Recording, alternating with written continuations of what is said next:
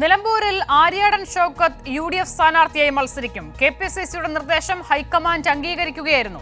ആര്യാടന്റെ സമ്മർദ്ദത്തിന് വഴങ്ങി കോൺഗ്രസ് നേതൃത്വം DCC അധ്യക്ഷൻ VS ജോയിയെ തഴഞ്ഞാണ് KPCCയുടെ തീരുമാനത്തിലേക്ക് എത്തിയത്. KT സ്വാലിഹ് തയ്യാറാക്കിയ റിപ്പോർട്ടുകൾ. DCC പ്രസിഡന്റ് VS ജോയിയുടെ വലിയ എതിർപ്പ്, സ്ഥാനാർത്ഥിത്വത്തിന് വേണ്ടിയുള്ള അദ്ദേഹത്തിന്റെ സമ്മർദ്ദങ്ങൾ മറികടന്നാണ് ഒടുവിൽ ആര്യാടൻ ഷൗക്കത്തിനെ തന്നെ AICC സ്ഥാനാർത്ഥിയായി പ്രഖ്യാപിക്കുന്നത്.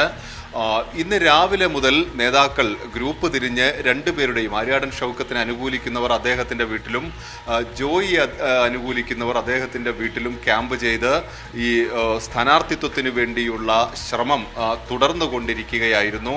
ഇതിനിടയിൽ വലിയ ആവേശം, ഇദ്ദേഹത്തിനെ അനുകൂലിക്കുന്നവർ, ആര്യാടൻ ഷൗക്കത്തിനെ അനുകൂലിക്കുന്നവർക്ക് വലിയ ആവേശമുണ്ടാക്കി തന്നെയാണ് ഒടുവിൽ ഈ സ്ഥാനാർത്ഥിയുടെ നിർണയം വരുന്നത്.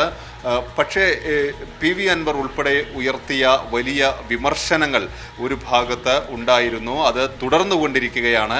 ഇതൊക്കെ കോൺഗ്രസ് എങ്ങനെ മറികടക്കുമെന്നത് വരും ദിവസങ്ങളിൽ നമുക്ക് കാത്തിരുന്ന് കാണേണ്ടി വരും.